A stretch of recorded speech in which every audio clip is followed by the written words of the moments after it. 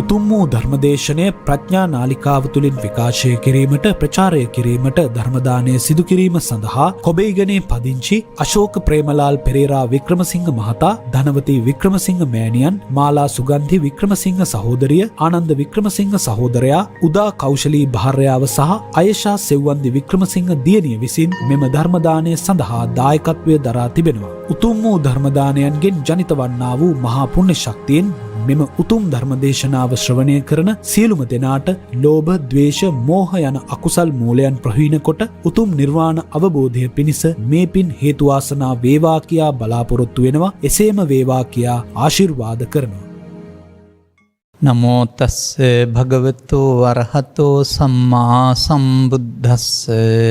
නමෝ තස්ස භගවතු වරහතෝ සම්මා සම්බුද්දස්ස. නමෝ තස්ස භගවතු වරහතෝ සම්මා සම්බුද්දස්ස. කායේ කායානුපස්සේ විහෙරති ආතාපි සම්පජානෝ සතිමා විනේය ලෝකේ අවිජ්ජා දෝමනස්සං. වේදනාසු වේදනානුපස්සේ විහෙරති ආතාපි සම්පජානෝ සතිමා විනේය ලෝකේ අවිජ්ජා දෝමනස්සං. චිත්තේ චිත්තානුපස්සේ විහෙරති ආතාපි සම්පජානෝ සතිමා විනේය ලෝකේ අවිජ්ජා දෝමනස්සං. ධම්මේ ධම්මානුපස්සේ විහෙරති සතිමා විනේය ලෝකේ අවිජ්ජා දෝමනස්සං තීති. ප්‍රඥා නාලිකාව තුළ ධර්මදේශනාවන් කරවා ගන්න ලබන්නා වූ දවසේ අනුග්‍රහක බවතුන් ප්‍රමුඛ ධර්ම ශ්‍රවණාබිලාසී සදහවර පින්නතුනි, ත්‍රිපිටකයේ පවතිනා වූ සතිපට්ඨාන සූත්‍රය තුළ තථාගත බුදු පියාණන් වහන්සේගේ අපවීමක් තිබෙනවා. 7 දවසේ සිට අවුරුදු 7ක් ඇතුළත ප්‍රතිඵල සාක්ෂාත් වෙනවායි කියලා. යම් දවසක සද්ධර්මය අතුරුදහන් වුණාද සේවස් 7-8කට පසු අද දක්වා සතිපට්ඨාන භාවිතා කරන අය අද දක්වා කියන්න කැමතිත් නැහැ. මම මෑතක් වනතුරු මේ ප්‍රතිඵලය නොලැබුණේ බුදුරජාණන් වහන්සේ වැරදි නිසා හැම නෙවෙයි. අනුපුබ්බේන පෘථග්ජනගතෝ නිසා, ක්‍රමක්‍රමයෙන් එහි අර්ථය පුහුදුන් අයතට පත්වන නිසා. මේක දුග්ග දිග සූත්‍ර දේශනාවක්. මහණෙනි, තවත් භාවනාවක් දේශනා කරමි, තවත් භාසනාවක් දේශනා කරමි කියලා උගාක් විස්තර කරපු දෙයක් නිසා මේක පැයක කාලයකින් මේ ඔස්සේ කියන්න බෑ. නමුත් මේ සතිය තියෙන්න ඕන කොතෙන්ද කියලා තේරුම් ගන්න පුළුවනි නම් ඊට පස්සේ මේක තමන් ළඟ සිදුවෙන කාරණයක් නිසා ඒ පොතේ විග්‍රහ කරන්න පෙළ තමන් ළඟ සිදුවෙන දේ තේරුම් ගන්න පුළුවන් නම්, එහි වරද තේරුම් ගන්න පුළුවන් නම් වරද හදාගන්න හැටි තමයි මේකෙන් පෙන්වන්නේ. මේකේ තියෙන කාරණයක් තිබෙනවා. ඒ කටයුත්තේදී කෝකෙදි වුණත් කායානු හෝ වේදනානු හෝ චිත්තානු හෝ ධම්මානු වලදී ආතාපි සිද්ධ වෙන්න වෙනවා. ක්ලේශයන් තැවීම නැත්තම් ඉවත් කිරීම. සම්ප්‍රජානකාරී වෙන්න වෙනවා. සතිමා වෙන්නට වෙනවා. ඒ වගේම අවිද්‍යා දෝමනස්යන් සංසිඳීම වෙන්නට වෙනවා. මේවා යම් කටයුත්තකදී වෙන්නේ නැත්නම් එහෙනම් ඒක නිවැරදි එක වෙන්න බෑ. මෙහෙමයි මම මේක දකින්නේ. මේ නිසා මම මේකට වෙනත් වචනයක් ගන්නම් තේරුම් ගන්න පහසු වෙන්න. ඔය සතිපට්ඨානයම තමයි පවතින්නේ මෙන්න මෙහෙම ඉගැන්වීමක්. චක්කු ලෝකේ පිය රූපං සාත රූපං එත්තේසා තණ්හාය uppajjamaano uppajjati එත්ත නිවිසමානෝ නිවිසති එත්ත පහියමානෝ පහියති. මෙසේ මෙය ඇසට, කනට, නාසයට, දිවට, කයට, හයටමත් තිබෙනවා. අන්න ඒක තේරුම් ගන්න. ඒ තේරුම් ගත්තාම මෙතන සිහිය නැතිකම තේරුම් ගන්න ලේසි. අනතුරුව එනම් සතිමත් වෙන්න ඕන කියන මොකටද තේරුම් ගන්න ලේසි. එහෙමයි ඒක අපිට මේක පැහැදිලි කරන්න පහසු වෙන්නේ. මොකක්ද අර පාඨයේ සිංහල තේරුම? ඇස. මහණෙනි, ඇස තමයි මේ ලෝකේ මිනිස්සුන්ට ප්‍රිය මිහිරි ස්වරූපයෙන් පවතින්නේ කුමක් සඳහාද? රූප අරමුණු ගැනීම සඳහා.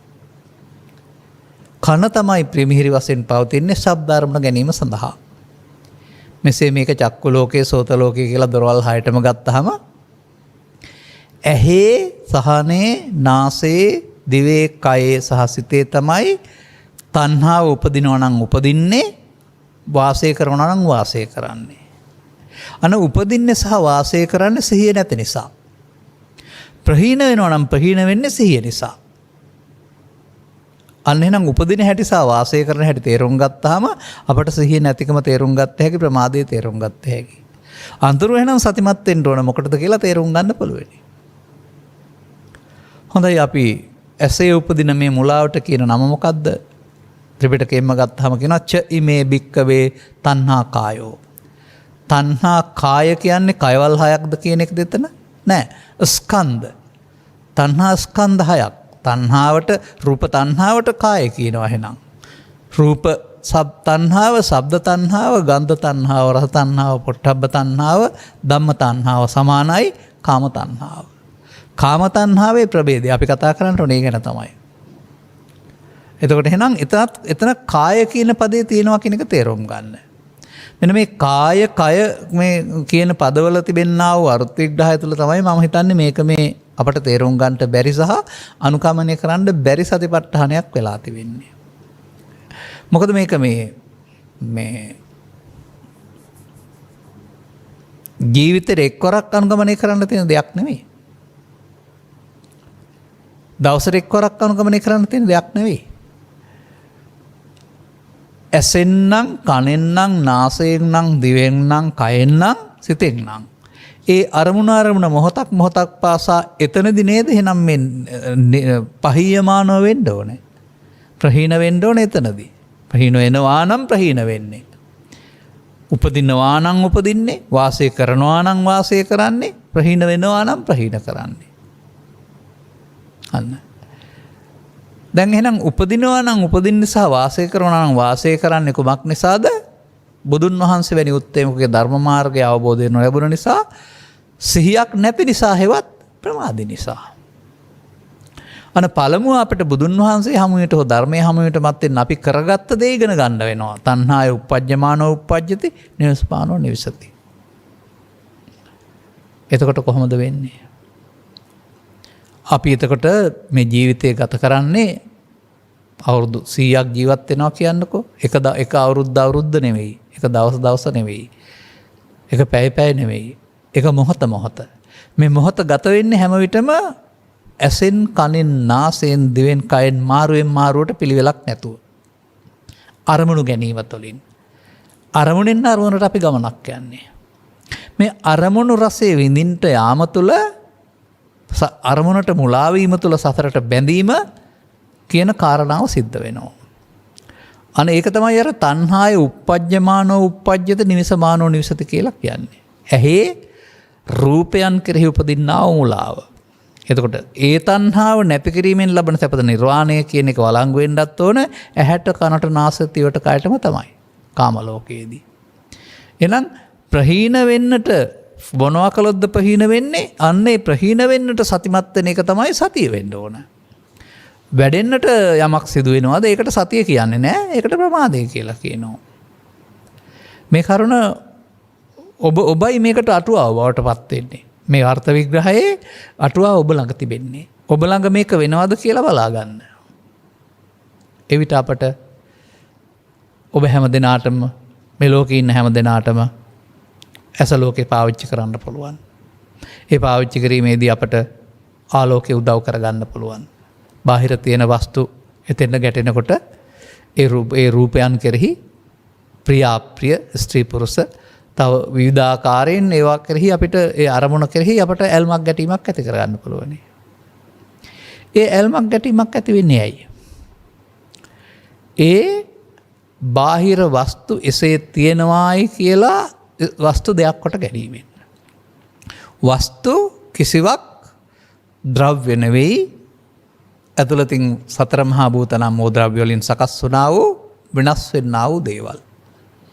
නිරන්තරයෙන් වෙනස් වෙන්නා වූ දේවල්. නමුත් ඒ නිරන්තර වෙනස් වීම අපිට පේන්නේ නැහැ. ඒ තියෙන දේවල් අපි හඳුනා ගන්නකොට ඔබේ ශරීරයේ හැඩය ඔබ කැඩපතක් තුලින් හඳුනා ගන්නවා වගේ ඇසේ උපදින සිතවිල්ලක් තුලින් තමයි ඔබ ඉස්සරහින් තියෙන රූපය හඳුනාගන්නේ. ඉස්සරහින් තියෙන රූපය වෙනයි, ඔබගේ සිතේ පහළ වෙන සිතවිල්ල වෙනයි. මේ පරතරයක් තියෙන නිසා තමයි අපිට මේ දුකට බැඳීම සහ මිදීම දෙකම කරගන්න පුළුවන් වෙලා තිබෙන්නේ. එතකොට ඉදිරියෙන් තිබෙන රූපයට බිම්බය කිව්වොත් සිතේ පහළ වෙන රූපයට පටිබිම්බය කියලා කියනවා. ඒ පටිබිම්බය වර්ග කරගනු ලබන්නේ තම තමන්ට රුචි අරුචි පරිදි. අනේ රුචි අරුචි පරිදි වර්ග කරගන්නට යාමේදී තමා පුද්ගලයෙක් මේ ඇසේදී බැඳෙන්නේ. කනේදී බැඳෙන්නේ.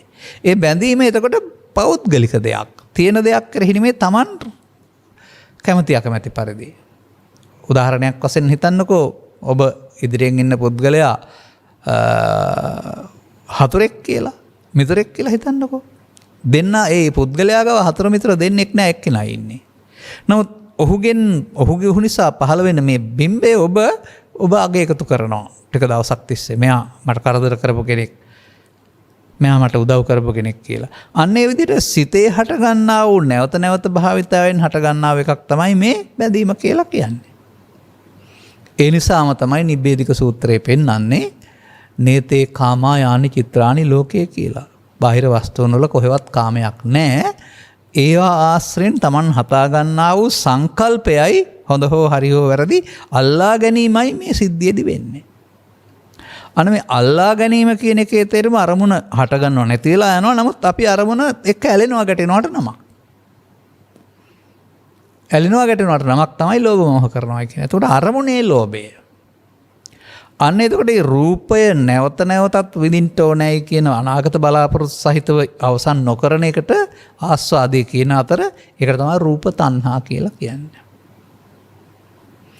දැන් තණ්හා වුණොත් වෙන දෙයක් තියෙනවා. ඒක අපි දන්නේ නැහැ. ඒක තමයි ඉගෙන ගන්න ඕන. නිකම්ම පුංචි දරුවෙකුට බාහිර ලෝකෙ තිබිලා ගැටිලා නැති වෙලා ගියාට ඒක වෙන්නේ නැහැ.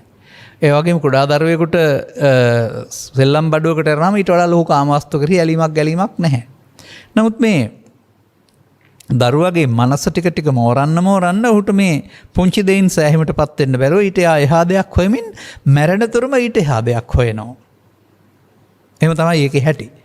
ලබාගත් දෙයින් සතුට වෙන්නට බෑ ඊට දෙයක් හොයනවා.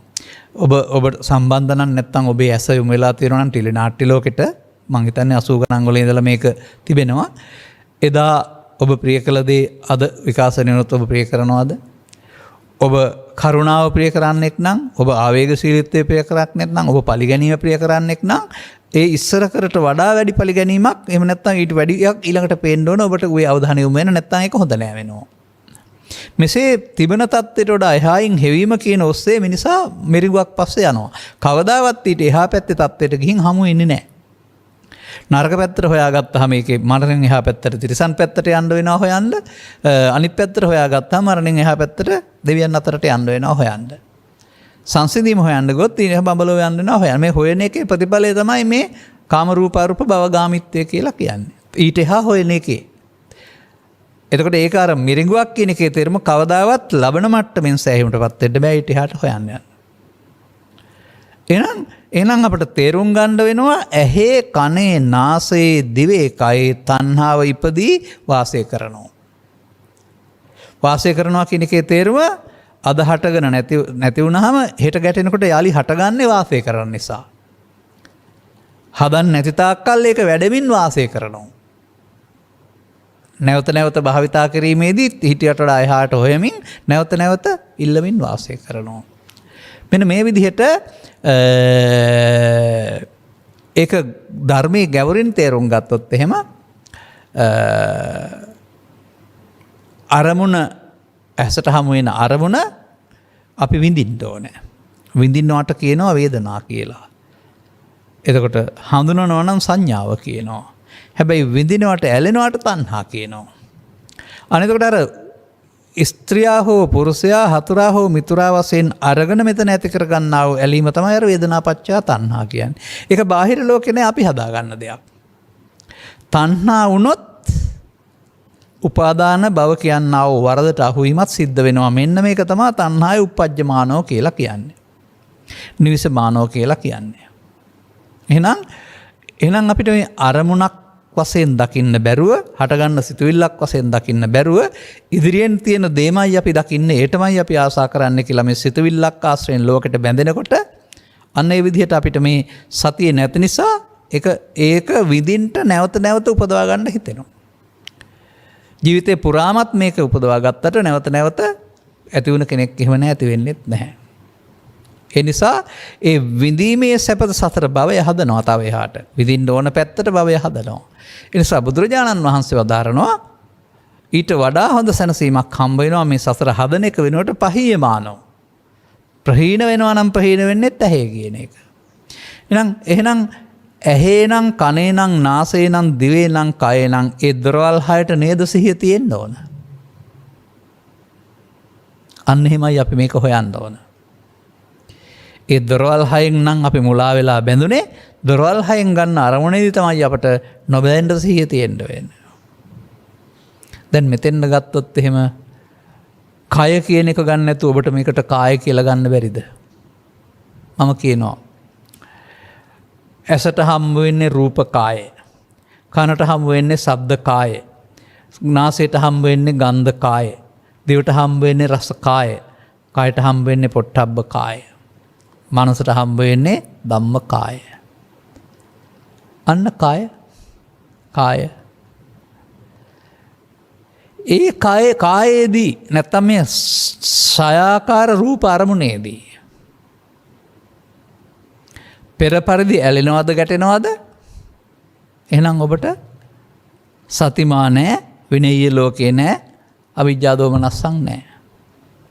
නමුත් එතන පෙන්වනවා අනුපස්සී විහෙරති නැවත නැවත බලමින් වාසය කරන්න ඕන. එහෙනම් තවදුරටත් ඇහි අරමුණ ඇති තාක්කල් බලන්න වෙනව නේද? බලන්නකොට මොකද වෙන්න ඕන? ආතාපි සම්පජානෝ සිද්ධ වෙන්න වෙනවා. අවිජ්ජා දෝමනස්සං සංසිඳෙන්න වෙනවා. අවිජ්ජා කියන්නේ දැඩි ලෝභය, දොම්නස්ස ඒ දෙක ඒවා සංසිඳෙන්න වෙනවා. හොඳයි ඔබ ඒ අරමුණ හතුරා කොට ගැනීමෙන් මිතුරා කොට ගැනීමෙන් මමත්වෙන් ගැනීමෙන් සංසිඳෙයිද? නෑ, බලවත් වෙනවා. එහෙනම් සංසිඳෙන්නේ මමත්වෙන් නොගැනීමෙන්, අල්ලා නොගැනීමෙන්. හටගත්ත දේ අවශ්‍ය කර්තව්‍ය කරලා ඇලීමකින් ගැටීමකින් තොරව අවසන් වෙන්න ඉඩ දීමෙන්.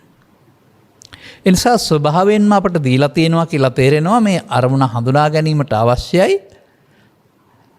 ලෝකේ ජීවත් වෙන්න ඒ කර්තව්‍යයත් අවශ්‍යයි. එතනින් එහා පැත්තට ඒවත් එක්කලා ඇලෙන ගැටෙන එක ලෝකේ තියෙන වැඩක් නෙමෙයි, තම තමන්ගේ පෞද්ගලික දුර්වලකමක්. අන්න ඒක හදන්න තමයි බුදුරජාණන් වහන්සේ පැහැදිලි කරමින් පෙන්වන්නේ ඒ මොහොතේදී පෙර කළ දේ නොකරන්නට සතිමත් වෙන්නට. එසේදීනම් වේදනා තණ්හා උපාදාන භව අවිද්‍යා සංඛාරා කියන එක සිහිය නැති එකේ ප්‍රතිඵලය. වේදනාවට තණ්හා නොකළොත් උපාදාන භව වෙන්නේ නැත්නම් එහෙනම් අන්න ඒ තණ්හා පහීයමානෝ සිද්ධ වෙන හැටි. එතකොට එතනදී එහෙනම් අර අවිජ්ජා දෝමනස්ස මොකද වෙන්නේ? සංසිඳෙනවා. දැන් එහෙමනම් අපිට මෙතන ගන්න වෙනවා සතිය මෙතෙන්ට ගේන්නේ කොහොමද?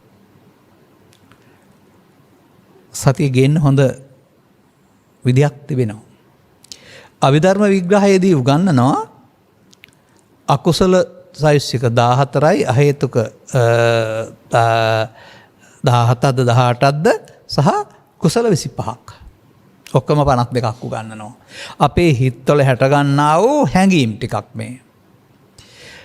අකුසලයෙන් වෙන්වීම සඳහා භාවිතා කරන්න පුළුවන් චෛතසික 25ක් එකේ උගන්වනවා. කුසල කියලා, කුසල හේවත් සෝබන කියලා. ඒකේ පළවෙනි එක සද්ධා, දෙවෙනි එක සති. අන්නේ සති කියන චෛතසිකයේ එතෙන්ද ගේන්න ඕන සහ බලවත් කරන්න ඕන. යමක් බලවත් වෙන්නේ කොහොමද? මම සියලු දිනසා ගන්නවා කියලා දහස්වර හිතුවොත් ඒක බලවත් වෙනවා. මම විභාගේ සමත් වෙනවා කියලා අදිෂ්ඨාන කළා හිතුවොත් බලවත් වෙනවා. සිතට යම් දෙයක් 21 කතාවක් විතර දෙනකොට ඒක සිත පිළිගන්නවායි කියලා කියනවා. ඒ බුනූතන මනෝවිද්‍යාවෙන් එහෙම කියන්නේ. එතකොට එහෙනම් අපි ලෝභ දේශ මොහ නැවත නැවත දීපු නිසා තමයි ඒක කරන්න පිළි අරන් තියෙන්නේ අපේ හිත. දැන් ඒකෙ මිදෙන්න ඕන කියන අදහස අපි දෙන්න ඕන නේද? සාමාන්‍යයෙන් ගඩොල් කැට දෙකක් අතරට බදාම දාලා තමයි බැඳීම ඇති කරන්නේ. එතන අපි සිතවිල්ලක් හටගත්තාම ඒක නැසෙනකොට තවදුරටත් ඊළඟ සිතවිල්ලක් හට ගන්නවා. මේවේ අතරක් නැතුව නෙවෙයි. නමුත් අතර අපි හුරුදු කරලා නැහැ. ප්‍රමාදයේ පැත්තට යොමු කරලා තියෙන නිසා දේශයෙන් නම් දේශේම බලවත් වෙන පැත්තට. ඉබේ පස්සේ වෙලාවක සංසිඳන වෙනවා ඕනකමින් සංසිඳවන්න කල්පනා කරන්නේ නැහැ. මාසයක් දෙකක් ගිහින් අවුරුද්දක් ගිහින් සංසිඳවන්න. නමුත් බුදුරජාණන් වහන්සේ වදාරන්නේ උපසමයේවත් සංසිඳීම දැන් සිද්ධ වෙන්න ඕන. වහාම. එනම් සංසිඳෙන්නේ මොනවා කළොත්ද? මේ සිදුවෙන්නා වූ මමත්වයෙන් ගැනීම තුළ වැඩීම තුළ තණ්හාව ගැලවීමක් හම්බ වෙන්නේ නැහැ. කවදාවත් ඇති වෙන්නේ නැහැ. මේ පාරේ ගියාපුවම වැටෙන්නේ සසරට. සසරේ නරක පැත්තට හොඳ පැත්තට යන්නයි සිද්ධ වෙන්නේ කියන එක ඔබට තේරෙනවා නම් ඒක ආදීනවයයි. මොන ආදීනවේද? අර මමත්වෙන් ගැනීමේ ආදීනවය. එහෙනම් නිස්සරණය කියන එකේ තේරුම මමත්වෙන් ගැනීමෙන් මිදෙන්න වෙනවා. මමත්වෙන් ගැනීමෙන් මිදෙන්න තමයි මෙතෙන්ට මේ සති නැමැති ආශ්‍යකේ එකතු කරලා බලවත් කරන්න ඕන. අන්න එතකොට එහෙමනම් කායේ කියන වචනේ තේරුම එහෙමනම් කය නෙමෙයි රූපකාය, ශබ්දකාය, ගන්ධකාය, රසකාය, පොට්ටබ්බකාය, ධම්මකාය අරමුණ අනුව. මොකද සම්පූර්ණයෙන්ම බුදුදහම සිතනේ. අරමුණනේ වැඳෙන්නේ, වැඳිලා උපාදාන වෙන්නේ අරමුණේනේ. එදින අරමුණ උපාදාන නොවෙන්න අරමුණු 6 ආකාරයක් තියෙනවා. ඒ 6 ආකාරයට එනකොට එකයි උපදින්නේ. ඒ උපදින එක ඔබට වර්තමානයේ රූපය විය හැකි, ශබ්දය විය හැකි, ගන්ධය විය හැකි, රසය විය හැකි, පොට්ටබ්බය විය හැකි. නොසේනම් නින්ද හැර නිදි නැතුව උපදින්නා වූ ධම්මාරම්මණයක් විය හැකි. 6ක් උපදින්නේ නැහැ නේ, එකයිනේ. දැන් අර පෘථග්ජන පුද්ගලයා මේක කෙනෙක් දෙයක් තැනක් හතුරෙක් මිතුරෙක් කොට අරගෙන ප්‍රතික්‍රියා දක්වන්න සැලසුම් කරනවා. දිනන්න හෝ පරදින්න, ඉටු කරගන්න. අන්න එක තමයි ප්‍රමාද විහාරය නැත්තම් සතිමත් නෑ කියලා කියන්නේ. දැන් මේක මෙතන අනාගත ඵලයක් උපදින්නට හේතු ඉතුරු නොවන ආකාරයෙන් අවසන් කරන්නට කරන්න ඕන වැඩක් පිළිබඳව තව තැනකින් වචනයක් ගන්න ඕන මම. ඒකට කියන්නේ බුදුන් වහන්සේ වදාළ පරිදි නම් න අදිවාසේති පජහති විනෝදේති භ්‍රාන්ති කරෝති අනභවං ගමේති. මේක මෙතෙන්ට එකතු කරන්න වෙලා තින්නේ ඇයි කියලා ඉගෙන ගන්න. අපි කරපු වරද නිසා.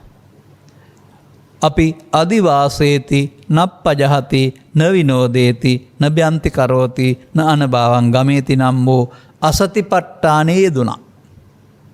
අසතිපට්ඨානය කියන්නේ සිහියක් නැති ප්‍රමාදයේ යෙදුණා. මොකද්ද අදිවාසේති කියලා කියන්නේ? රූප තණ්හා හොඳයි සපයි සාන්තයි කියලා පිළිගත්තා. ශබ්ද තණ්හා හොඳයි සපයි සාන්තයි පිළිගත්තා. බැහැර කරන්න කල්පනා කළේ නෑ නප්පජහති. විශේෂයෙන් හික්මෙන්ට අල්ලා නොගැනීමෙන් අනිත් දුක්ඛානාත් වශයෙන් බැලින හික්මෙනවට තමයි විනෝදේති. විනෝදනය කියන්නේ විශේෂයෙන් හික්මීම. එහෙම කරන්න පුරුදුුනේ නෑ අපි.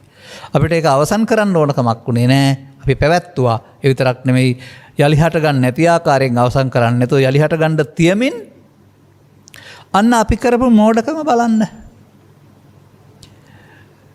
අදිවාසේති නප්පජහති නවිනෝදේති නභ්‍යන්ති කරෝති නානම් භාවං ගමේති. ඇසේදී කනේදී නාසේදී දිවේදී කයේදී උපන් කාම විතර්කේදී ව්‍යාපාද විතර්කේදී විහිංසා විතර්කේදී හෙවත් ලෝභ මෝහයේදී දේශ මෝහයේදී අපි එකට අහු වෙලා ගියා. පළමුව තේරුම් ගන්න මෙන්න මේ වරද තමයි අපිව සසරට බඳවන්නේ සහ අපි විසින් සසර හදවන්නේ.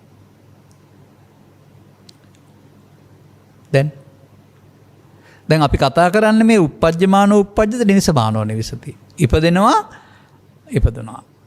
හද අදහසක් ඉපදුනා මේ පුද්ගලයා නරක කෙනෙක් කියලා. හෙට දකින්නවා. හෙට දැක්කහම නරක කෙනෙක් කියලා විතරක් නෙමෙයි උට රිදවන්න හරි පලිගන්න හරි තව ටිකක් වැඩි කරන්න හිතනවා. අන්න ඒක තමයි පවත්තනවා. වාසය කරනවා කියන්නේ ඒකයි පවත්තනවා අපි. එසේ පවත්තනවා පෘථග්ජන පුද්ගලයා පවත්තනවා මේක කාලයක් තිස්සේ. පවත්තනකොට සංසිඳෙන්නේ නෑනේ. දැන් අපට එහෙනම් ඔන්න දැන් සතිය වන වෙන්නේ උපදින්න හෝ පවත්තන්න නෙමෙයි. දැන් මේ වෙනකොට ඉපදිලා පවත්තමින් ඉන්නේ. ඒක පුද්ගලයා. දැන් එහෙනම් ප්‍රහීන කිරීම සඳහා අර ඉස්සල්ලා කරපු වැඩේ කරලා පුළුවන් ද ප්‍රහීන කරන්න? අදිවාසේති නප්පජහති නවිනෝදේති නභ්‍යන්ති කරෝති නානභාවං ගමේති කරලා ප්‍රහාණ කරන්න පුළුවන්ද? බෑ. එහෙනම් අරමුණ කියන එක හටගෙන නැසෙන දෙයක්. මමත්වෙන් ගත්තත් නැසෙනවා මමත්වෙන් නොගත්තත් නැසෙනවා. නමුත් විනාඩියක් දෙකක් නැවත නැවත ඒක සිතේ පවතිනවා නම් නැවත නැවතත් ඒක පවත්තන පැත්තට බලනවා නම් එහෙනම් අපි ආයෙත් අහුවෙලා ඉන්නේ ප්‍රමාද පැත්තට. දැන් අන්න මේ ක්ලේශ ධර්මයන් ඉවත් කරන්න අපිට ආතාපිවත් ක්ලේශ ධර්මයන් තවන්න ඕනකමක් තියෙනවා. ඒ වගේම අන්න ඒ මොහොතට එතෙන්ට අර අපි කතා කරන්නා වූ සතිය ගෙනත් ඉන් එහාට සම්බන්ධය කඩන්න ඕන. මම හොඳ වැඩක් කරන්නම් කියලා ඉදිරියට තැබීමේ සම්බන්ධය කඩන්න ඕන. එතකොට අවිජ්ජා දෝමනස්සං වැඩෙන්නේ නැහැ. මොකද වෙන්නේ? ඒවා චෛතසික වශයෙන් මේ යන්න වෙනවා. එතකොට නැවත නැවත අනුපස්සනෝ කෙනෙකුට ඇහි අරමුණ ඇති තාක්කල්. ඇහෙනම් කායේ. ඇහෙන් ඊට පස්සේ අපි බැරි වෙලා ඒක මාරු වුණොත් කනට දැන් කය සම්බන්ධෙනුත් ඒක හරි. කය සම්බන්ධෙනුත් දැන් අපි පාවිච්චි කරන්නේ ශබ්ද කාය. ශබ්දය මම මගේ කොට ගත්තා වූ ශබ්ද තණ්හා කාය. එතකොට මෙහෙම අවබෝධයක් පෘථග්ජන පුද්ගලයාට තිබුණ නැහැ. ඔහු මේක ඔස්සේ ඉඳුරන් පිනවීම කියන වචනේ යටතේ නැවත නැවතත් එක විඳින්න පිටිපස ගියා යරුණාම. ඒ කියන්නේ ඔහු කාම සුකල්ලිකානු යෝගයේ යෙදුණා. අනුයෝගෝ නැවත නැවතත් ඒක හොඳයි කියලා විඳින්මින් වාසය කළා. දැන් මේකෙන් වෙන් වෙන්න ඕන. අන වෙන්වීමේදී තමයි අපට එහෙමනම් ඒ කායේදීත් ශබ්දය තකාගේ හරි වචනයක් ඇහෙනවා.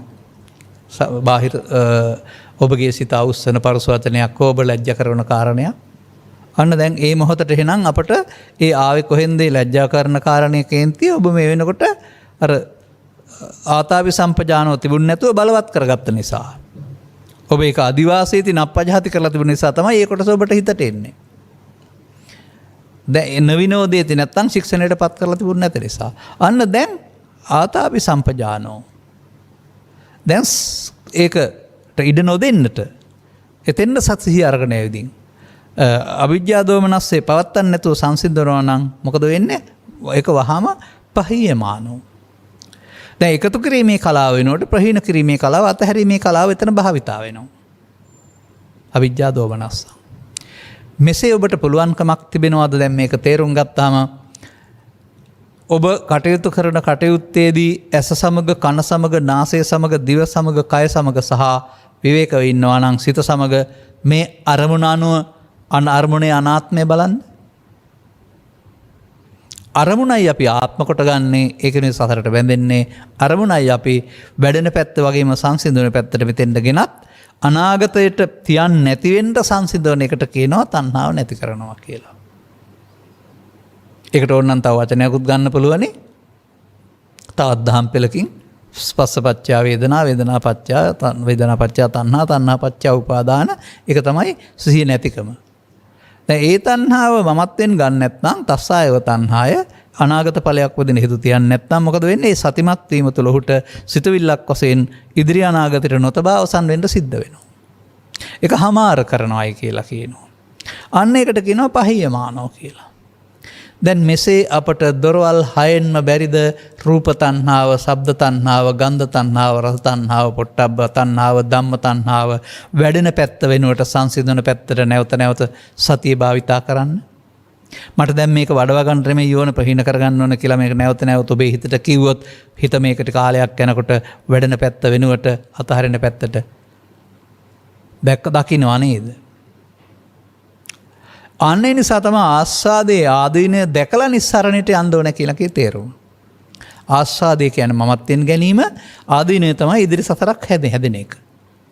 ඒ නිසා ඉදිරි සසරක් හදන එකෙන් වළක්වන්න නිස්සරණේ හැවත් මිදෙන්න වෙනවා ආස්වාදයෙන්. ආස්වාදයෙන් මිදෙනවා කියන්නේ මමත්වෙන් නොගැනීම. අන්න එතෙන්ට සිහිය තියෙන්න වෙනවා. අපි මේ කතා කළේ එක දෙයක් සම්බන්ධයෙන් විතරයි. මතක තබා ගන්න. මේ කතා කළේ දැන් එහෙනම් ඔබ අර කය කියලා වචනේ කතා කරපු එක මම කතා කරන්නේ නැහැ. මොකද මට කයක් පේන්නේ නැහැ. මේ ස්කන්ධ පංචකයක් විතරයි පේන්නේ. ඒකේ වර්තමානයේ පේන්නේ රූප කාය, ශබ්ද කාය, ගන්ධ කාය, රස කාය, ඒ කාය තමයි මට පේන්නේ. චතන්හා කාය තමයි මට පේන්නේ.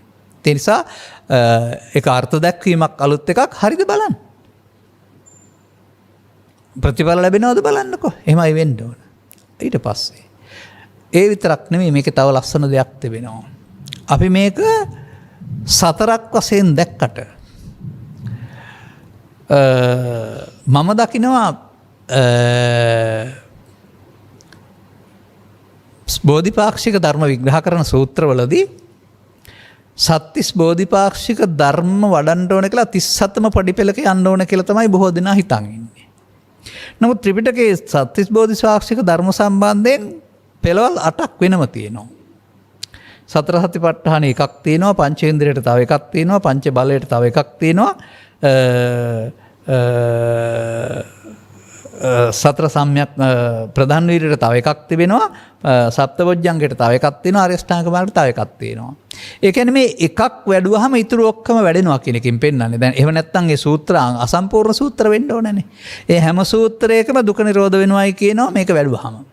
එහෙනම් අපි තමයි මේ සියල්ල පාඩම් කරන ඔක්කොම වඩන්න කල්පනා කරන්නේ එකකින් අපට ප්‍රවිෂ්ඨ වෙන්න පුළුවන් නම් ඒ කියන්නේ වර්තමාන අරමුණට හුඟක් දේවල් කරන්න බෑනේ.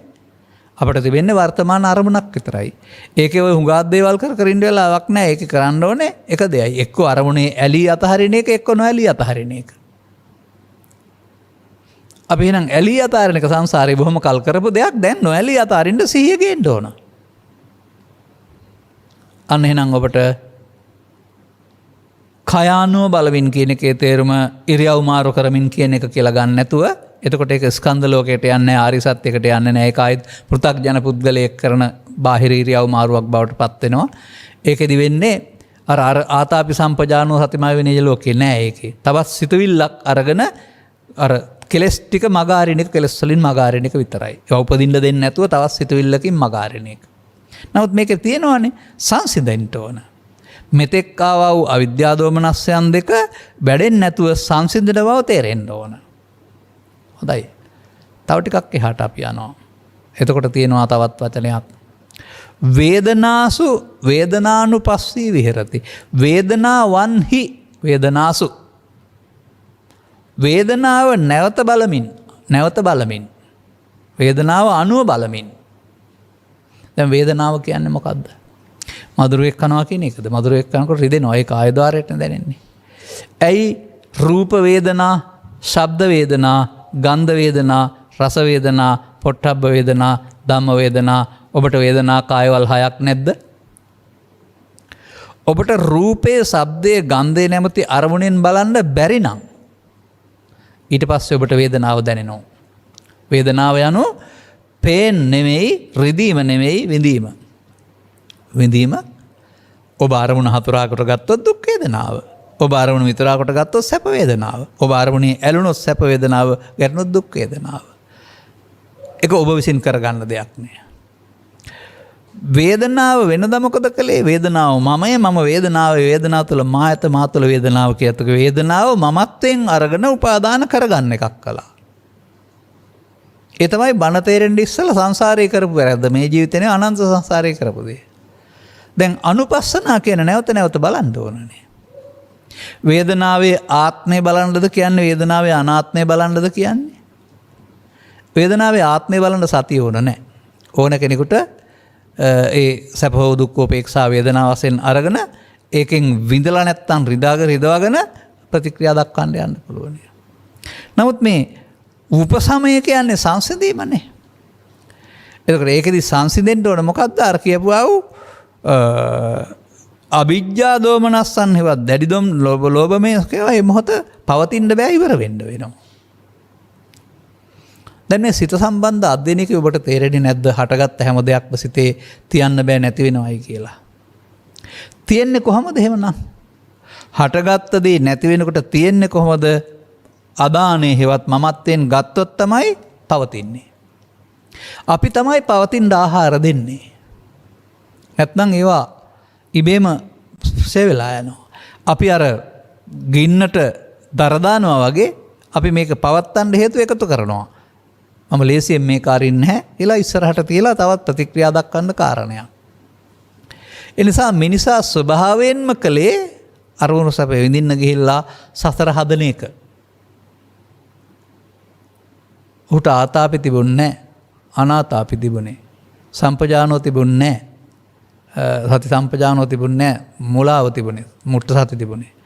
අවිජ්ජා දෝමනස්සම් වැඩෙන පැත්ත තිබුණේ. ඒ නිසා වේදනාව හටගත්තාම වේදනාව මමද? මගේද? මගේ ආත්මයේද? වේදනාව හෝ සැප හෝ දුක් හෝ උපේක්ෂා.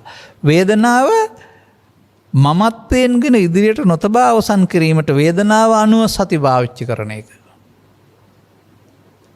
එතකොට දැන් කාය වෙනුවට දැන් වේදනාවට ඇවිදින්.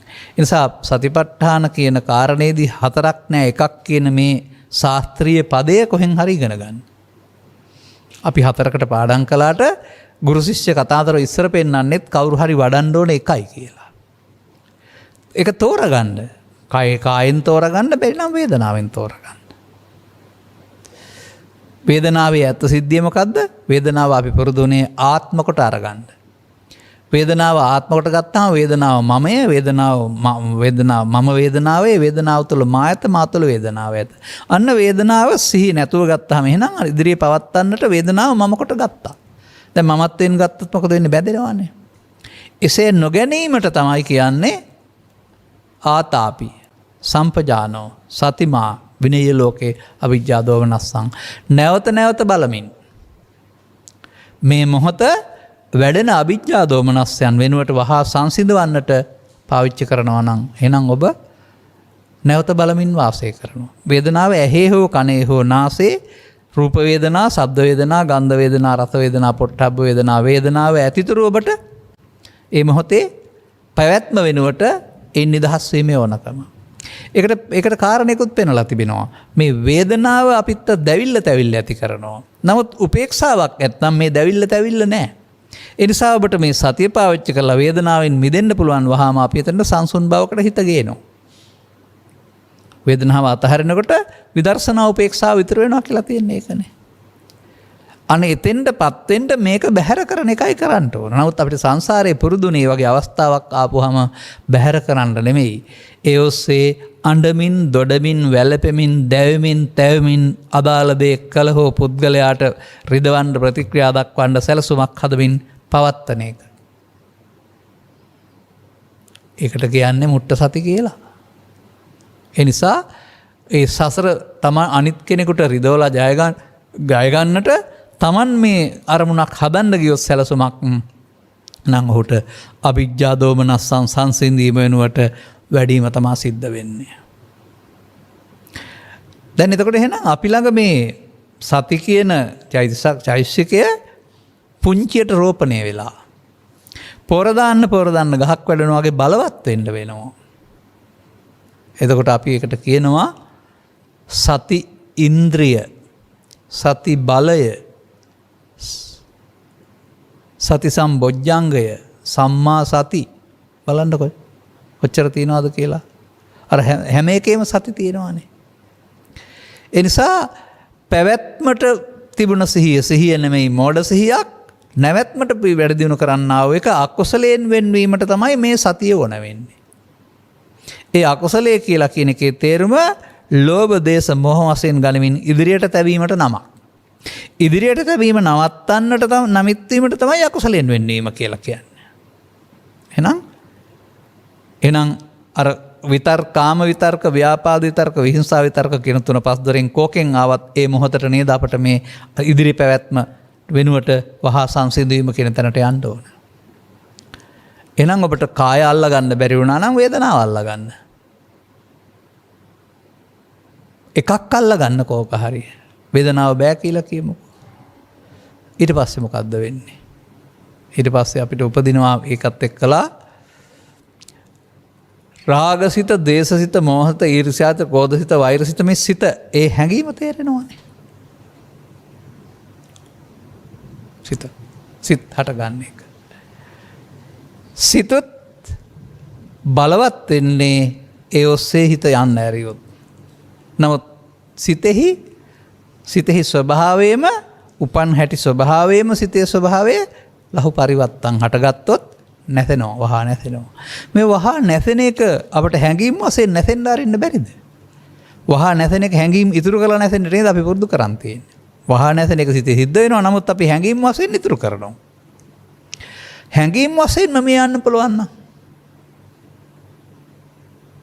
අන්න එහෙනම් අපට එතකොට පුළුවන්කමක් තියෙනවා, පැහැදිලිව තේරෙනවා මේ ඇහෙන් හෝ කනෙන් හෝ නාසයෙන් හෝ ඉපදුන සිත ලෝභ සිතක්ද, දේශ සිතක්ද, මෝහ සිතක්ද, ඊර්ෂ්‍යා සිතක්ද, අපට දුක් දෙන සිතක්ද කියලා. ඒක තමන්ට දැනෙනවානේ. එහෙනම් මේ දැන් ළඟලකට මාරයයි ඇවිදින් එන්නේ.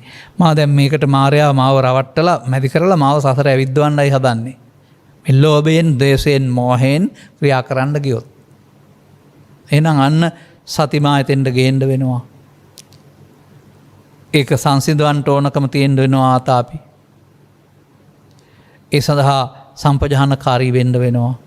එතකොට අවිජ්ජා දෝමනස්සම් පවත්තන්න බෑ, සංසිඳෙන්න වෙනවා. අතහරිනවා නම් අතහරිනවා. අත්අරිනවා. වචන පාවිච්චි කරනවා. මොනවද? අම්මද තාත්තද ඉඩකඩන්ද රැකියාවද නැහැ. අරමුණේ මෙතන නම් ලෝභ, දේශ, මෝහ, ඊර්ෂ්‍යා, ක්‍රෝධ, වෛර පවත්තන්න නැතුව ඊතා ඉක්මනින් සංසිඳවන එක. තේරුම් ගන්න පුළුවන් ඔබට. එතකොට දැන් මේ විදිහට අපට මේක භාවිතා කරන්නට ඕන, සිහියට ගන්න ඕන වර්තමානයේ බව තේරුම් ගන්න පුළුවන් නම්, ඒ වර්තමානයේ ක්‍රියාත්මක වෙන්නේ ඔබේ නම් ඇස කන නාසය දිවකය සිත කියන දොරවල් හයෙන් එකක් හරහා බව තේරුම් ගන්න පුළුවන් නම්, ඒක ක්‍රියාත්මක වෙන්නේ අතිශය පෞද්ගලිකව කියලා තේරුම් ගන්න පුළුවන් නම්, එකට ඉඳගෙන මේ වැඩේ කරන්න පුළුවන්ද? කාට හරි මේක කරවන්න පුළුවන්ද? ඔබයි කරගෙන මේ අවිජ්ජා දෝමනස්සම් බලවත් කරගෙන තියෙන්නේ. ඔබයි අවිජ්ජා දෝමනස්සම් සංසිඳවන්න ඕන. මේ සිතේ මේවා තැවරුණ කොටසක් වශයෙන් තේරෙන්නේ නැද්ද ඔබට? මුලින් නොතිබුණ සිතට එකතු කරගත්ත කොටසක්. සාමාන්‍යයෙන් අපි කියමුකෝ කඩෙන් අලුත් ඇඳුමක් ගෙනාවයි කියලා. සුපිරිසුදුයි. මේක ඊට පස්සේ මේකේ පිට තැවරෙනවා කුණු. ඇඳුම වෙනයි කුණු වෙනයිනේ. ඉතින් කුණු සෝදන්න පුළුවන්. අනිත් වගේ මේ සිත වෙනයි ඔබ එකතු කරගත්ත ලෝභ දේශ මොහ චෛසිකයන් ඊට පස්සේ තැවරුණ දේ ආදී. ඒ සිත නෙමෙයි ඔබට ගෙනත් දෙන්නේ අර තැවරිච්ච දේවල්නේ. ඒ නිසා ඒක සංසිඳවීම තමයි බුදු දහමෙන් පෙන්වන්නේ. වර්තමාන මොහොත තමයි මේකට ලැබෙන නැකත. කවදාවත් අනාගතේ නැකතක් එන්නේ නැහැ. වර්තමාන මොහොත. වර්තමාන මොහොත ඔබ ඉන්න ඕනෑම තැනක. වර්තමාන ඔබ ඉන්න ඉන්ද්‍රියන් හයෙන් ගන්න ඕනෑම එකක. මේ සඳහා සතිය ගෙන යන්න බැරි මනෝද්වාරික නින්දට පමණයි. අනිත් ඕන තැනකට වඩන්න ඕන. නැවත නැවත 20 වතාවක් 100 වතාවක් දීලා බලන්න මේක. නිකම්ම භාවිතා නොකර ඕක කරන්න ඕන කිවට කරන්නේ නැහැ. සිතට යෝජනා කරලා බලන්න මේකෙන් මිදෙන්න මට ඕනේ කියලා. මේ වේදිත සුවයෙන් සසරට බැඳෙනවට වඩා මට අවේදිත සුවේ තියෙන සුන්දරත්වය හොඳයි කියලා ඔබ පිළිගන්න වෙනවා. බුදුන් වහන්සේත් අදාරන්නේ ලොකු සැපතක් බලාපොරොත්තු නම් පුංචි සැපත අතහරින්න කියලානේ. දැන් එතකොට මේ එකකින් එක කායේ රූප, ශබ්ද, ගන්ධ, රස, පොට්ටබ්බ ධම්ම කාය අනුව බලන්න ඕන. අනාත්මය. ඒක අල්ලා ගන්න බැරි නම් ඒවැය උපදින්නා වූ සැප දුක් උපේක්ෂා වේදනාව අනාත්ම වශයෙන් බලන්න වෙනවා. ඒකත් බැරි නම් ඒකක උපදින්නා වූ ලෝභය, දේශය, මෝහය අනාත්මය බලන්න වෙනවා. බැරි නම් තවත් විදිහක් තියෙනවා. ඒ තමයි ඔබට පොතේ උගන්වනවා පාසල් යන කාලේ නිවීම ආවරණය කරන්නා වූ ධර්ම ටිකක් ඔබේ හිතේ ඔබ රෝපණය කරලා පෝෂණය කරලා තිබෙනවා. නීවරණ ධර්ම. කාමච්ඡන්දය, ව්‍යාපාදය, තීන මිද්දය, උද්ධච්ච කුක්කුච්ච විචිකිච්ඡාව. ඔක්කොම ඔබට නැති තියෙන එකක් ගැන බලන්න. අන්න මේ කාමච්ඡන්දය පෞද්ගලිකයි. එය තමයි ඔබේ මම. එතකොට නූපන් කාමච්ඡන්දේ උපදිනවා, උපන් කාමච්ඡන්දේ වැඩි දියුණු වෙනවා කියලා උපදින්නේ. මොකද අරමුණෙහි ඇලීමෙන් ගැටීමෙන් කටයුතු කරන්න ගියොත්. ඒ නිසා අපි නූපන් කාමච්ඡන්දේ උපදවාගෙන උපන් කාමච්ඡන්දේ බලවත් කරගනිමින් යන මාර්ග තමයි සසරේ ආවේ සහ ජීවිතේ ආවේ.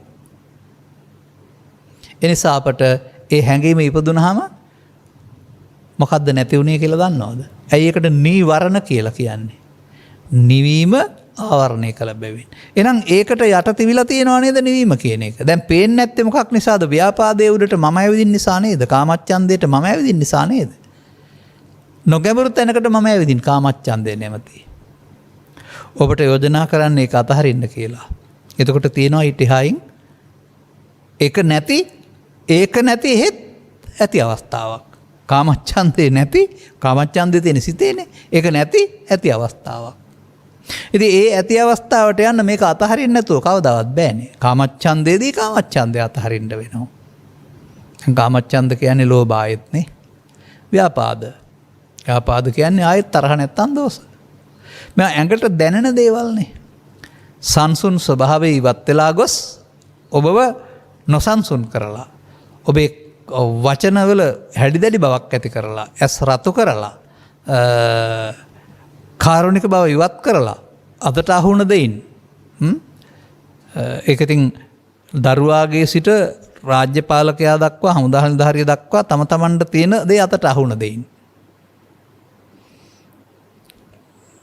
ඔබව මෙහෙවනු ලබනවා ප්‍රතික්‍රියා දක්වන්නට. වීදුරු පොඩි කරන්න, ගෙවල් පොඩි කරන්න, දුම්රිය මැදිරි පොඩි කරන්න, ආයතන පිනිතවන්න. ඔය තියෙන්නේ. ඔබ පිස්සෙක් කළා වූ ව්‍යාපාදයේ ඔබේ හිතට ඇවිදින් ඔබ ව්‍යාපාදයට වහල් වීමේ ලක්ෂණය තමයි මේ ලෝකේ ඔය ඔක්කොම පොඩි වෙන්නේ ගිනිගන්නේ. ඔබද නෑ. ඔබ නෙවෙයි. නමුත් ඔබ බවට පත් වුණා මාරයා ඔබ බවට පත් කළා මොකද සංසුන් ස්වභාවයෙන් දෙන්නේ නැතුව මේ ඔබට දුක් දෙන්නා වූ හැඟීම පාවිච්චි කරන්න කියලා ඔබට ඉගැන්වුවා. දැන් මේක කරපුවාම කොතන හරි වාසියක් තියනවද? නැහැ. දේපල වලට අලාභහානි සිදු වේවි, ජීවිත වලට අලාභහානි සිදු වේවි.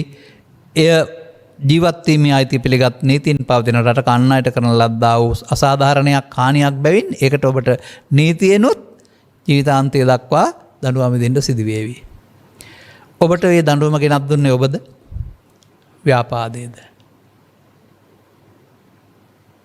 එනිසා ව්‍යාපාදයේ පැවැත්වීම මෝඩකමකයි ව්‍යාපාදයේ නැසීමට සතිය තියෙන්න ඕන. මේ පැවැත්වීම නොකරනවා නම් එයා යන්න ඕන. අපි බාර ගන්නවා නම් ඒක හොඳයි සපයි සාන්තයි කියලා මගේ කියලා එයා ඉන්නවා.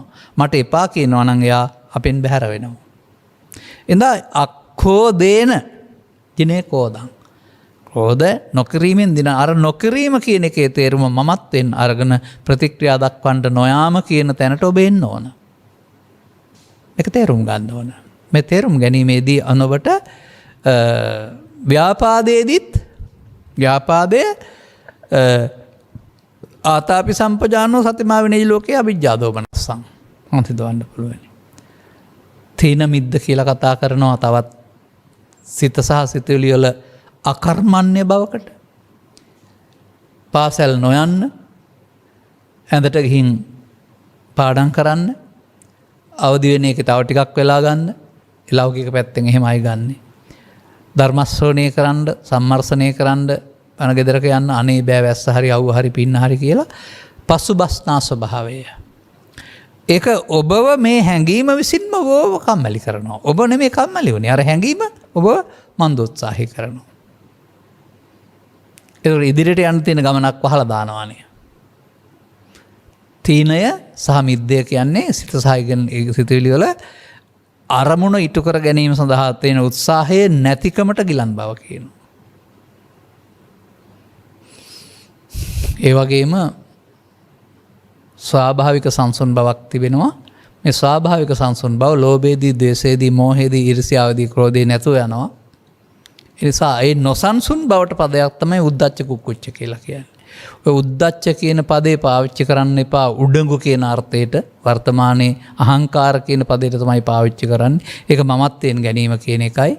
එහෙනම් මෙතන මේ නොසන්සුන් බව බලන්න. ඒ වගේ අවස්ථාවක ඔය හිනා වෙලා ඉන්න පුද්ගලයෙකුට ඒ වගේ කේන්තියක් වෛරයක් ආපු වෙලාවට කොතරම් ඔහු දඟලනවද කියලා, ඔහුට එක තැනක ඉන්න බැරි ගතියක් දැනෙනවද, දැවෙනව නේද කියලා.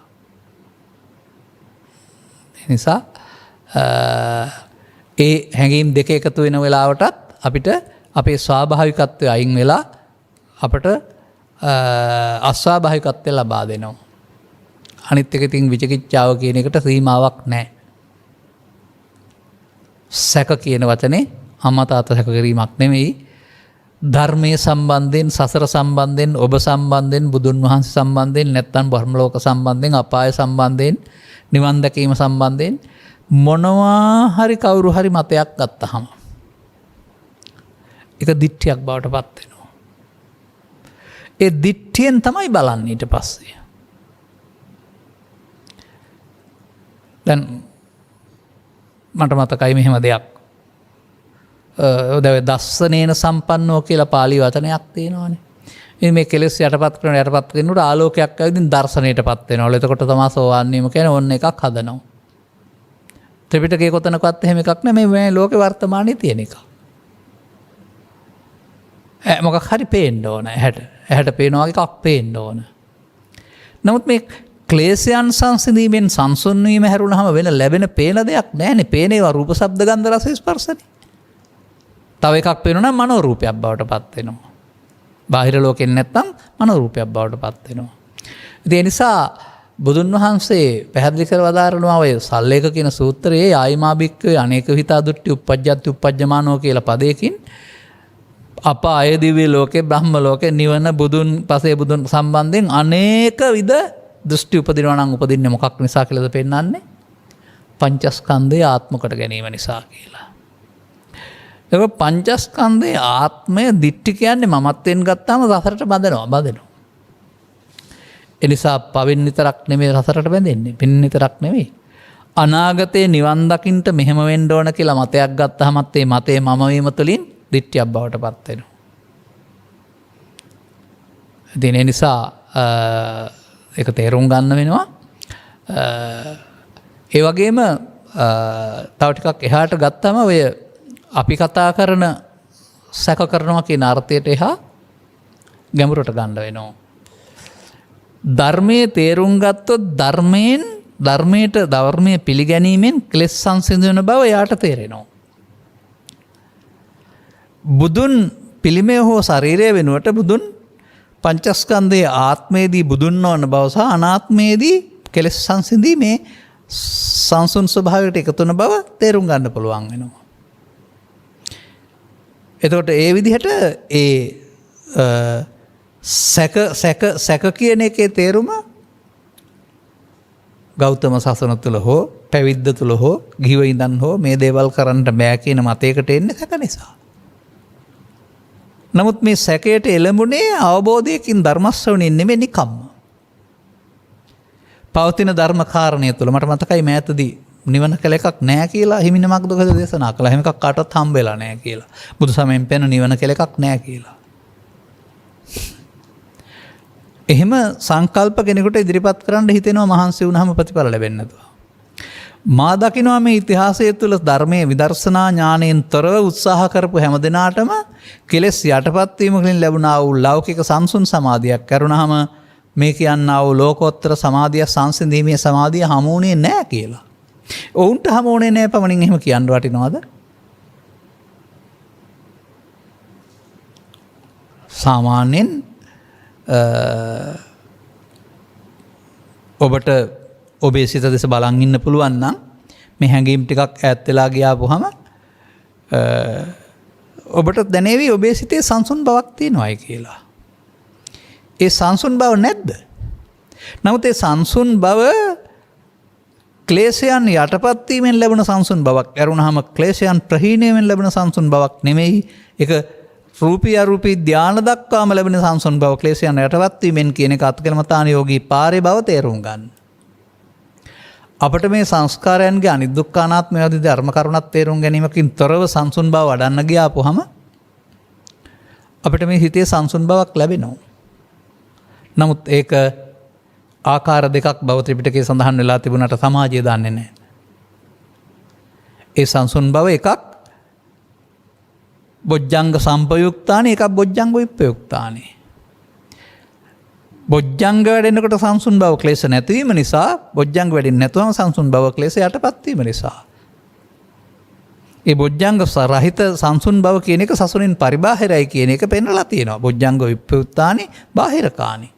බොජ්ජංග සම්පයුක්තානේ ආර්ය පුද්ගලානේ. ඉතින් ආර්ය පුද්ගලයෙක් බවට පත් වී ඔහු ළඟ වැඩෙන්නා වූ සංසුන් බව, ක්ලේශයන් ප්‍රහීන වීමත ලැබෙන්නා වූ සංසුන් බවක් ලෝකෝත්තර මාර්ගාංග සමග, කෙලෙස් යටපත් කිරීමෙන් ලැබෙන්නා වූ සංසුන් බව ලෝකෝත්තර මාර්ගාංග නැති සංසුන් බවක්. දෙකේම සංසුන් බවක් තිබෙනවා. නමුත් අර සංසුන් බව පිරිහෙනවා. අලෞකික සංසුන් බව. ලෝකෝත්තර සංසුන් බව පිරිහෙන්නේ නැහැ. ඒ නිසා මේක මාර්ග දෙකක් බව තේරුම් ගන්න.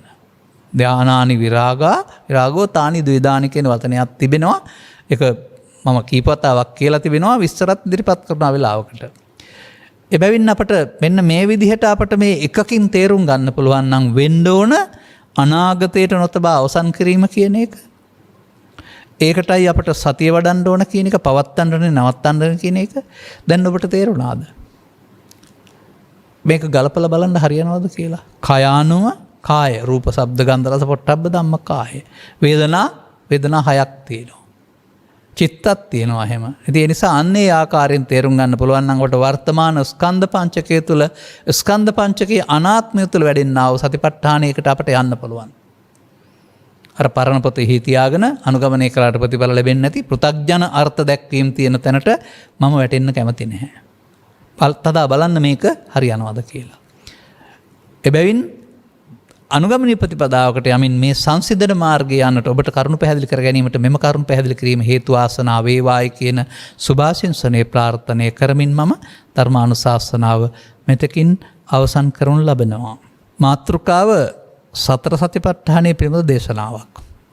ඔබ බලාපොරොත්තු වන ආකාරයට පොතේ ඔබට උගන තියෙන ආකාරයට මම පැහැදිලි කළේ නැහැ. නමුත් මේක කියවලා බලලා ඔබ ළඟ වෙනවද නැද්ද කියලා කල්පනා කරලා බලන්න. දායකත්වයේ දරනු ලබන්නේ කොබෙන්ගනේ පදිංචි අශෝක ප්‍රේමලාල් පෙරේරා වික්‍රමසිංහ මහතා, ධනවති වික්‍රමසිංහ මෑණියන්, මාලා සුගන්ධ වික්‍රමසිංහ සහෝදරිය, ආනන්ද වික්‍රමසිංහ සහෝදරයා, උදා කෞශලී භාර්යාව සහ අයෂා සෙව්වන්දි වික්‍රමසිංහ දියණිය විසින් අරමුණ මෙම උතුම් ධර්මදේශනාව ශ්‍රවණය කරන සියලුම දෙනාට ලෝභ දේශ මොහ යන අකුසල මූල ප්‍රහීන කොටගෙන උතුම් නිර්වාණ අවබෝධය පිණිසම මේ අවබෝධයේ හේතු ආසනාව වේවා කියන ප්‍රාර්ථනයක්. ඔන්න අපට හිතෙනවා අපම පැහැදිලි කරපු ධර්ම කරුණු ඔස්සේ ගොසින් ධර්ම දේශනා තියෙන තේරුම් අරගෙන තමන්ගේ හිත හදාගන්න කියන තේමාවට මේ පවුලේ අය ඇවිත් ඉන්න බව. අන්න ඒක තමයි සැබෑම ධර්ම දානයේ බවට පත් වෙන්නේ. එබැවින් ඔබ ඉල්ලූ පරිදි මම මේක කෙටි කාලීනව ගල්පනු ලැබුවා අපට පැහැදිලිලා තියෙන ආකාරයෙන් ධර්ම දේශනා කරවා ගත්තා, ධර්ම දානයක් දුන්නා. අනුග්‍රහක බෞතුන් වශයෙන් කටයුතු කළා වූ අශෝක් ප්‍රේමලාල් පෙරේරා වික්‍රමසිංහ මහත්මයා, ධනවති වික්‍රමසිංහ මෑණියන්, මාලා සුගන්ධ වික්‍රමසිංහ සහෝදරිය, ආනන්ද වික්‍රමසිංහ සහෝදරයා, උදා කෞශලී භාර්යාව සහ ආයෂා සෙව්වන්දි දියණිය ඇතුළු කොට ඇති ධර්ම ශ්‍රවණය කළා වූ හැම දෙනාට මෙම කරුණ අවබෝධ කරගන්නට අවශ්‍ය නිර්වෘල් දිට්ඨියක් ලැබේවා. ඒක මතක තබා ගන්න. මේ කරුණ එක පැටලිල්ලක් තියෙන්නේ. ඒ දිට්ඨියක් ලබාගෙන අනුගමනය කළොත් මේ ප්‍රතිඵල මේ සංසිඳීමට යන්න පුළුවන් නේද කියන එක තේරුම් ගන්න පුළුවන් නම් ඒ තුළ ඔබ හැම දෙනාගේ අවබෝධය තවදුරටත් ගැඹුරට යනකොට ප්‍රඥාස පෑදෙනකොට ඔබ අනුගමනීය ප්‍රතිපදාවකට වැටෙනවා. පටිසෝතගාමියෙක් බවට පත් වෙනවා. ඒ තුළින් ඔබ හැම දෙනාට මේ ක්ලේශ ධර්මයන් සංසිඳවීම තුළින් ලබන්නා වූ උත්තරීතර සැනසීමට හිමිකරුවන් බවට පත්වීමට මෙම ධර්මානුශාසනාව දේශනා කරවා ගැනීම, සවන් දීම, අවබෝධය හේතු ආසනාව වේවා කියලා සාදු කියලා අදිෂ්ඨාන කරගන්න, ප්‍රාර්ථනා කරගන්න, අනුගමනය කරන්න. සබ්බිහිත්‍යෝ වජ්ජන්තු සබ්බ රෝගෝ විනස්සතු මාතේ බවත් අන්තරායෝ සුඛී දීඝායුකෝ භව. හැම දෙනාටම තෙරුවන් සරණයි. දේශක්ඛයෝ නිබ්බානං